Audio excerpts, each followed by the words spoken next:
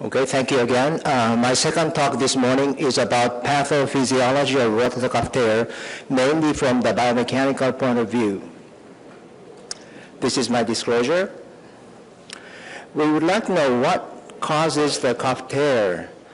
And there are many papers, histological papers, as well as biomechanical studies showing that there is an age-related tendon degeneration and an age-related tendon weakening in the rotator cuff tendon, especially on the articular side of the supraspinatus tendon. We performed this finite element model analysis, asked the patient to hold 1 kilogram weight in the hand and asked to abduct the shoulder.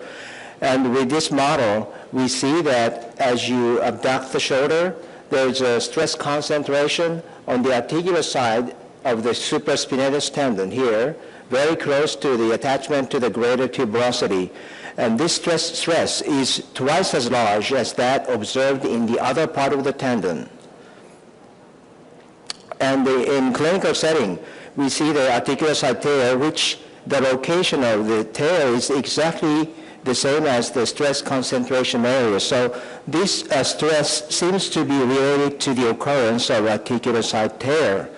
Once the articular-side tear is created, then we see a further stress concentration at the bottom of the tear, which may make this tear deeper and deeper until it becomes full thickness.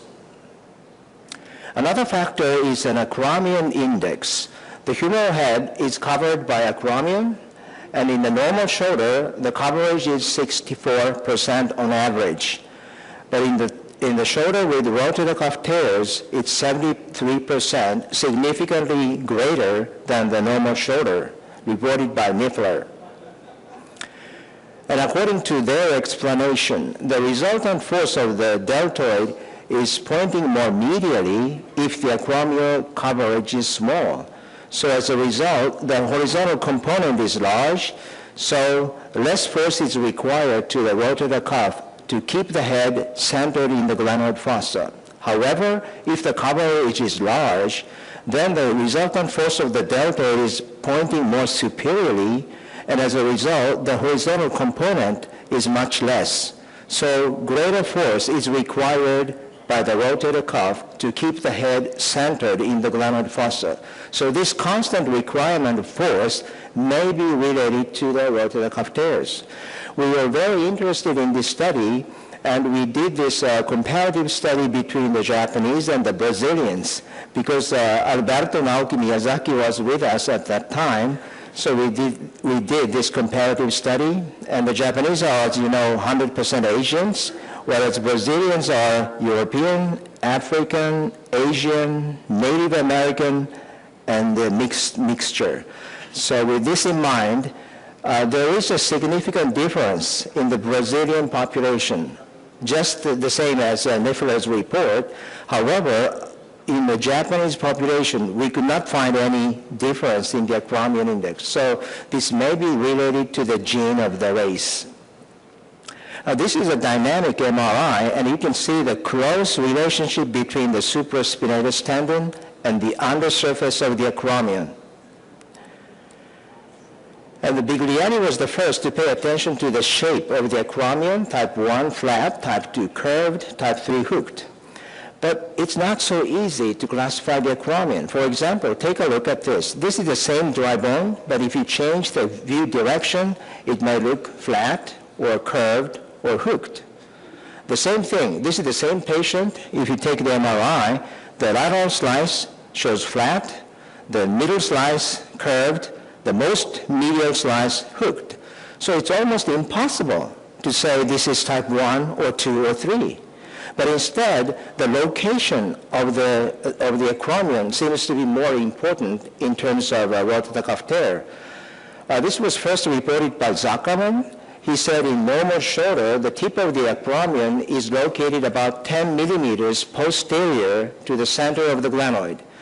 But the shoulder with rotator cuff tears, the tip of the acromion is 6 millimeters posterior. That means they have an anterior projection of the acromion. This was also confirmed by our Mayo Clinic study. Those with the tip of the acromion behind 12 o'clock position, then the 2/3 of them had intact rotator cuff, but those with the tip of the acromion over the 12 o'clock position, then 3/4 of them had rotator cuff tears. We further measured this location of the acromial tip. In the normal shoulder, this is 88 degrees. In the cuff tear shoulder, 96 degrees. So this anterior coverage is large in rotator cuff tear patient. So on your left is the shoulder with the acromion far posterior, and the supraspinatus tendon is covered by the coracoacromial ligament. On the other hand, on your right side, the supraspinatus tendon is totally covered by the acromion, and the coracoacromial arch is far anterior. So on your right, the supraspinatus tendon is always in contact with the hard bone. On your left, it is in contact with the soft ligament. And if you elevate the arm, the greater tuberosity together with the rotator cuff passes underneath the coracoacromial ligament, and the ligament goes up to avoid the friction, but the bone stayed there. So the pressure underneath the arch may be different whether it's ligament or bone. We measure the contact pressure, and as we expected, the contact pressure under the acromion is twice as large as that under the coracoacromial ligament. And also, if there is a cuff tear, the ligament itself becomes stiff. We measure the stiffness using scanning acoustic microscopy, and those with cuff tears showed significantly higher stiffness compared to the control. And also, we see a lot of various shapes of acromial spur, and among them, this heel-type acromial spur is known to be related to cuff tears. This is one example. This patient, 60-year-old lady, came to me with a heel-type acromial spur, as you see here, but the cuff tendon is intact. And I recommended decompression, but she refused to have surgery. 2 years later, we took the MRI again, and this heel-type spur grew larger, and there's a bursal-side tear, which is almost close to full-thickness tears.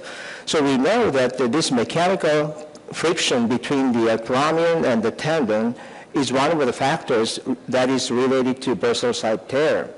But interesting thing is, once you create the bursal-side tear, there's no stress concentration at the bottom of the tear. So the contraction of the muscle force has a great impact on the articular-side tear, but it has probably nothing to do with the bursal-side tear. So still, the occurrence and the deepening of the bursal-side tear seems to be related to the contact with the coracoacromial arch. Once the tear becomes full thickness, then there's a stress concentration at the anterior margin and the posterior margin of the tear, regardless of its size. This is a medium-sized tear, and once the tear becomes medium, still you see the stress concentration on the anterior posterior margin, especially higher on the articular side of the tendon. And once the tendon becomes full thickness, then there's a stress concentration, and the tear expands anteriorly and posteriorly like opening a zipper. We know that 1/2 and 2/3 of the tears increase in size, and the speed of tear propagation is between 1 and 5 millimeters per year. And we know tear size increase is oftentimes related to pain. So what are the factors related to tear expansion? We look at the laborers, various degrees of labor and tear size. And those with heavy laborers, the tear size was significantly larger than those with medium or light labor. This is a patient of a 54-year-old bodybuilder. When he came to us, the tear was a very small 5 millimeter infraspinatus tear, and he refused to have surgery, and after 1 year, it became large. It's a 30 millimeter large tear. So just in 1 year. So vigorous, strenuous activities of the shoulder is one factor to make the tear larger. Another factor is the smoking. The smoking index, the larger the smoking index, the larger the tear size. So it's a propagation factor. This is Ken Yamaguchi's study. They compared the rotator cuff tear group versus control group, and all these factors were significantly greater in the cuff tear group. So smoking is related not only to the tear propagation, but also to the tear occurrence itself. We performed this animal experiment. This is a nicotine continuous injection pump, which was embedded under the skin for 3 months. Continuously nicotine is injected into the body. And we measure the cotinin, which is the metabolite of nicotine, in the blood level, and the high dose group, low dose group, and control. If you smoke 10 cigarettes or 20 cigarettes per day, your serum cotinin level is something like this. And now we found that the supraspinatus tendon modulus of elasticity was significantly greater in the nicotine group, regardless of the nicotine concentration. We further look at the function of the tenocyte, and under static culture, the tenocyte were randomly aligned, but under the cyclic stretching condition, the tenocytes were oriented uniformly. And this structure function was not affected by the nicotine. However, the gene expression of MMP9 and TMP3 were downregulated under the nicotine concentration. So nicotine seems to deteriorate the metabolism of collagen fibers. So in summary of my lecture, the mechanism of tear is different. The articular side seems to be related to degeneration plus tensile force or stress, whereas the dorsal side tear is related to mechanical stress from coracoacromial arch. And there are many factors that are related to tear propagation, which needs to be clarified in the future study. Thank you very much for your attention.